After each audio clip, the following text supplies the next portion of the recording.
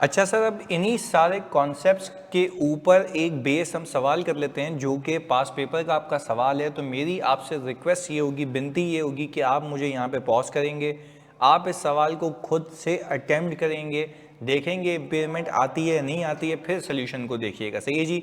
अब मैं अज्यूम कर रहा हूँ कि आप लोगों ने कर लिया होगा, मुझे पॉज करके, और मैं इसको शुरू कर लेता हूँ। सही है जी।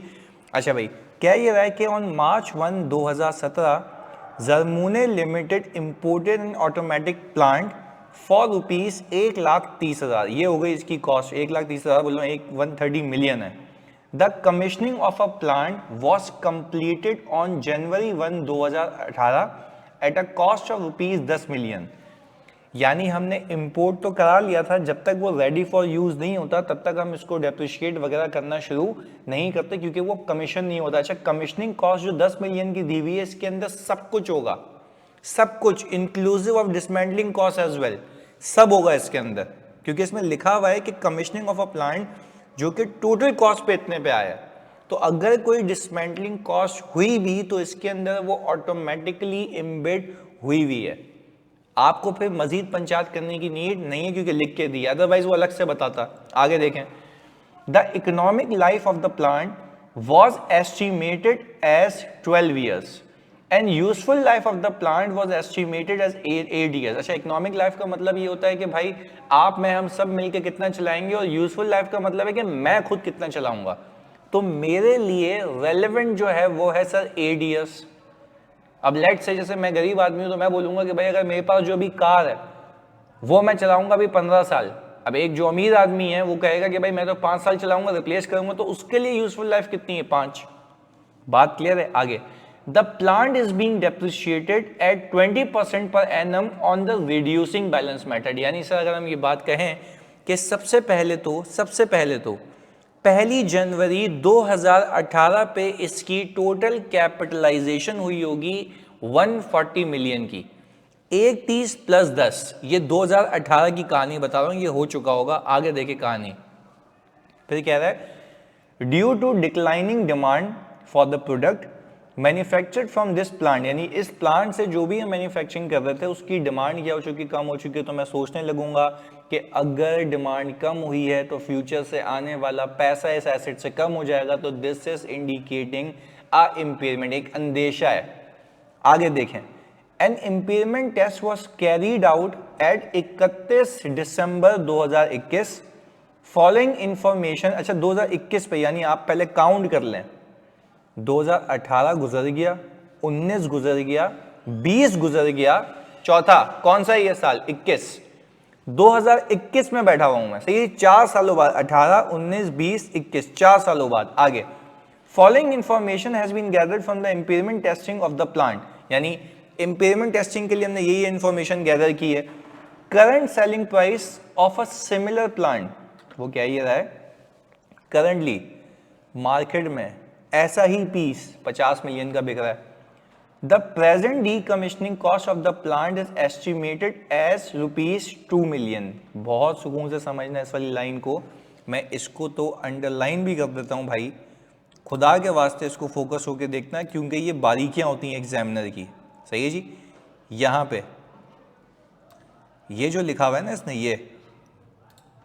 ये चीज कि जिसके अंदर हम ये कह रहे हैं present decommissioning cost. Present decommissioning cost का मतलब है ये प्रेजेंट वैल्यू दी हुई है, मजीद आपको होशियारी करने की इसमें नीड ही नहीं है। अगेन रिपीट कर रहा हूं, ये जो 2 मिलियन की अमाउंट है ये क्या है? प्रेजेंट डीकमिशनिंग कॉस्ट है। क्या कह रहा हूं? प्रेजेंट डीकमिशनिंग कॉस्ट है। क्लियर है? आगे फिर कह रहा है कि the plant net disposal proceeds at the end of the useful life, यानी मजीद 4 साल बाकी है ना, 2018 से लेके 8 साल, देखो 4 हो चुके हैं, 4 बाकी हैं। तो क्या ये रहा है कि जो नेट डिस्पोजल प्रोसीड्स हैं, अच्छा अब ये भी एक सीखने की बात है कि यहां पे ये लिखा हुआ है नेट डिस्पोजल प्रोसीड्स। तो बच्चों, नेट डिस्पोजल प्रोसीड्स का मतलब ये है कि जब मैं इस पीपी को बेचूंगा तो बेचने के लिए जो नेसेसरी कॉस्ट इंकर होनी थी, मेरी बात पे फोकस करें, नेसेसरी कॉस्ट इंकर होनी थी, वो इसमें नेट हुई है। तभी क्या लिखा हुआ है? Net disposal proceeds.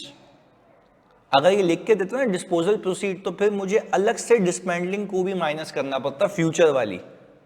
तो सर फ्यूचर वाली कैसे आती भाई? ये जो करंट 2 मिलियन ली हुई है इसको धक्का मार के आगे ले जाते, करंट जो आपको 2 मिलियन दी हुई है इसको फ्यूचर में ले जाते ग्रो करा के, जैसे प्रेजेंट वैल्यू निकालते तो आगे ले जाते, फ्यूचर वैल्यू पता लग जाती।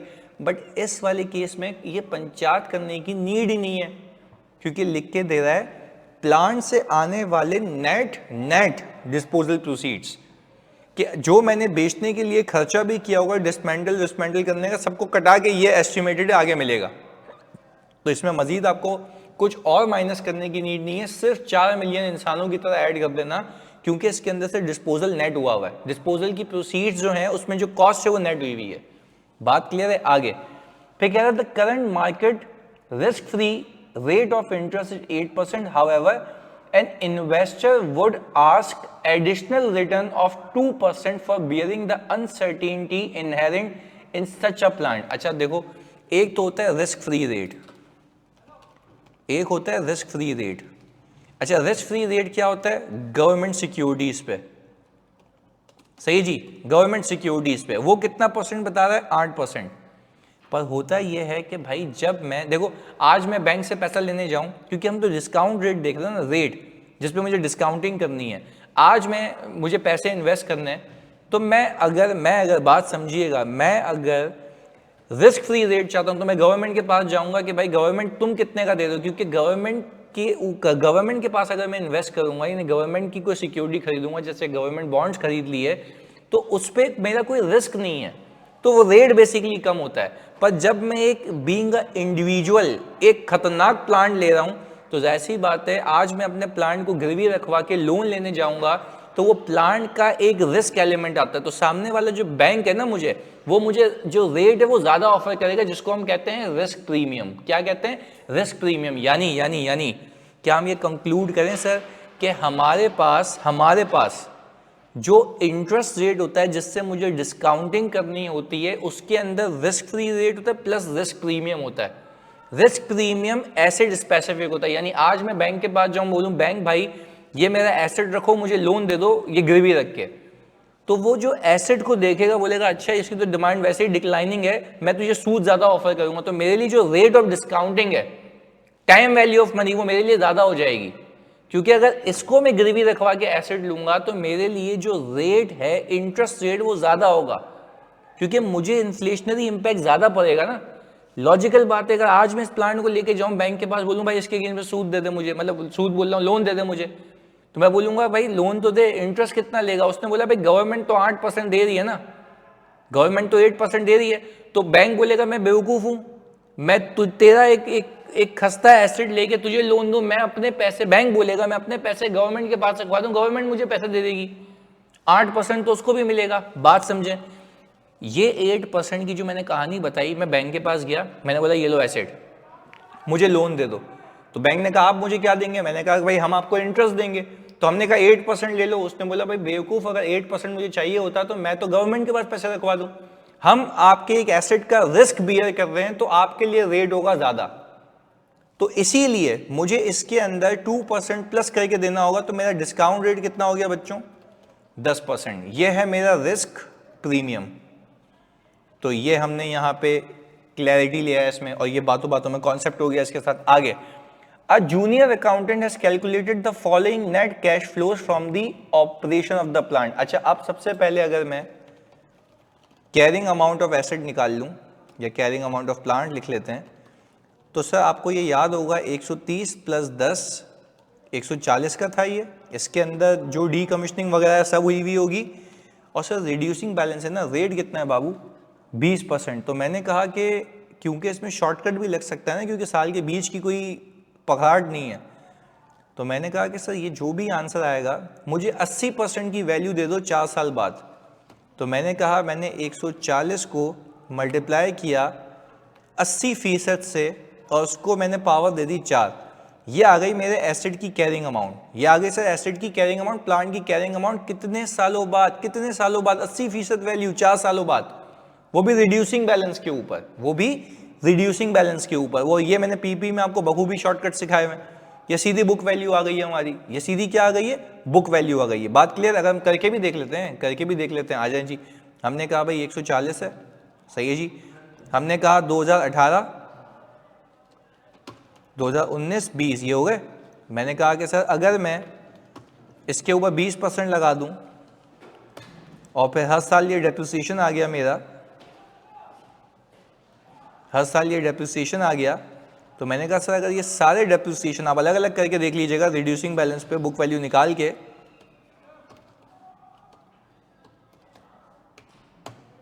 तो यही आ रहा है, देखें 57.34। ऊपर भी कितना आ रहा है, 57.34। ये तो मैं खैर मिटा रहा हूँ क्योंकि ऐसे समझाने के लिए था। खैर आगे देखिएगा, मैंने कहा कैरिंग अमाउंट आ गई 57.34। अब what we need sir, we need recoverable amount. अब वो रिकवरेबल अमाउंट क्या होती है sir, fair value less cost to sell और value in use whichever is higher. तो हमने कहा कि सर आप ज़रा ये बात करें ना सर, आप पहले ये कैश फ्लो तो ड्राफ्ट करें। आपने कहा सर 2022 और 2022 के लिए मैं यहाँ पे इसका फॉर्मेट सही कर दूँ पहले। ये हमने जनरल कर दिया, इसमें ये प्लस हो गया, ये हो गया 4 साल। अच्छा भाई अब क्या लिखा हुआ है, 11,731, 11 मिलियन, 7 मिलियन, 3 मिलियन, 1 मिलियन, सही है। ये आ गए कैश इनफ्लोस नेट। अब नीचे देखते हैं क्या इसमें और गन खराबात है। Depreciation of the plant has been included as an outflow in each year. माशाल्लाह, ये जो नेट कैश इनफ्लो दिए हुए ना, इसके अंदर डेप्रिसिएशन भी है। तो सर चलें, यहाँ तक की कैरिंग अमाउंट में निकाल चुका था, तो मैं यहाँ पे ऐड बैक करूँगा डेप्रिसिएशन एक्सपेंस, जो कि मैंने अपनी एग्जाम्पल में भी आपको बताया था। तो मैंने कहा सर रिड्यूसिंग बैलेंस पे मजीद इसके ऊपर 20% का डेप्रिसिएशन होगा, मैंने उसको क्या किया, ऐड बैक कर दिया। अच्छा अब एक चीज़ सिखा रहा हूँ, शॉर्टकट ही है, आप अलग अलग भी करके देख लीजिएगा, कोई मसले वाली बात नहीं है।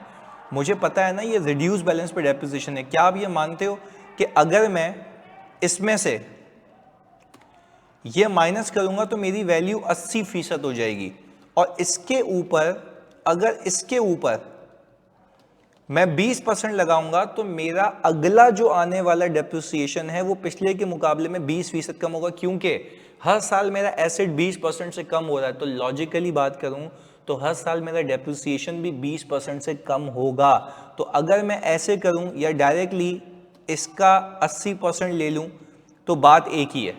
तो अगर मैं इसका 80% ले लूं तो भी बात एक ही है। तो ये हमने शॉर्टकट के जरिए यहाँ पे ऐड कर लिया। तो सर अगेन आपको लंबी करनी हो आप लंबी कीजिएगा, मैंने यहाँ पे क्या किया, पिछले डेप्रिसिएशन को 20% से कम कर दिया। भाई एसेट भी तो 20% से कम हो रहा, तो लॉजिकली अगले आने वाले सालों का डेप्रिसिएशन भी 20% कम होगा। मैंने कहा ये ऐड बैक करवा दिया मैंने डेप्रिसिएशन एक्सपेंस। आए जी आगे बात करें सर।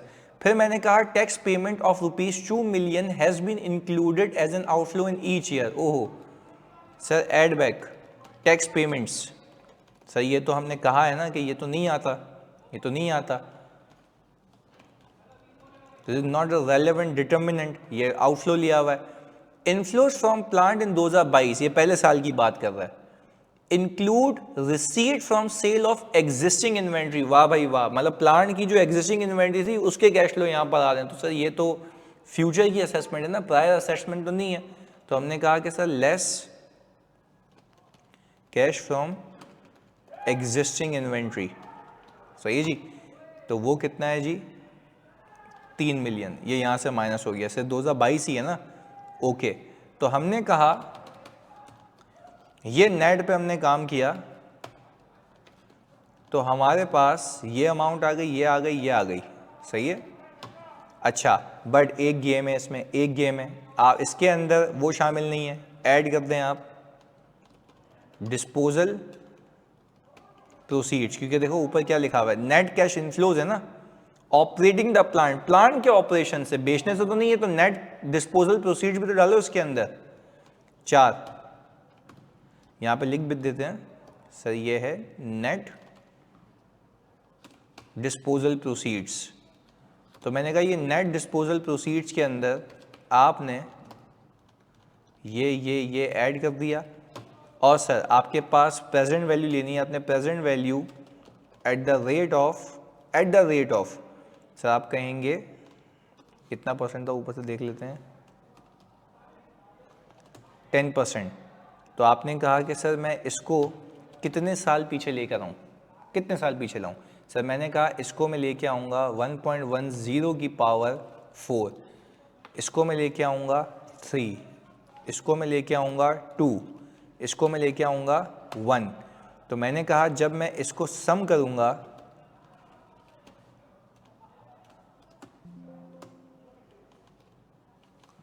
तो इसका सम आ गया ये, sir this is our value in use 52.6। अच्छा अभी तो ये एसिड इम्पेयर्ड दिख रहा है, हाँ अभी दिख रहा है इम्पेयर्ड ही है, पर अब हम ज़रा fair value less cost to sell देख लें।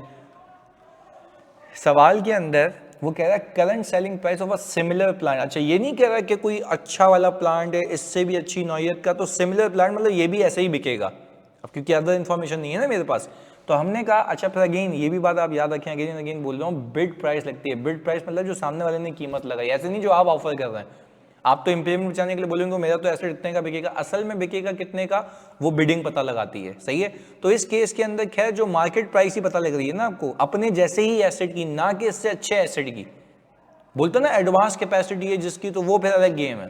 खैर आपने कहा 50 में से आप 2 माइनस करेंगे सर तो डीकमीशनिंग कॉस्ट की प्रेजेंट वैल्यू लेंगे, नेवर नो, क्योंकि इसमें लिखा हुआ प्रेजेंट डीकमीशनिंग कॉस्ट। तो सर वो वाली डीकमीशनिंग कॉस्ट कहाँ गई जो वैल्यू इन यूज में लेना सिखाई थी आपने, वो इसके अंदर ऑटोमेटिकली नेट हुई हुई है 4 मिलियन के अंदर। 4 मिलियन के अंदर प्लांट नेट डिस्पोजल प्रोसीड्स लिखा हुआ है। तो हमने कहा कि सर अगर मैं 50 में से 2 माइनस करूं तो 50 में से 2 माइनस करके आपके पास ये 48 आ गया। Again again again again sir higher of ये, तो आपने कहा कि भाई आपकी रिकवरेबल अमाउंट आ गई ये, तो आपकी जो इम्पेयरमेंट है वो आ गई है impairment loss for the year.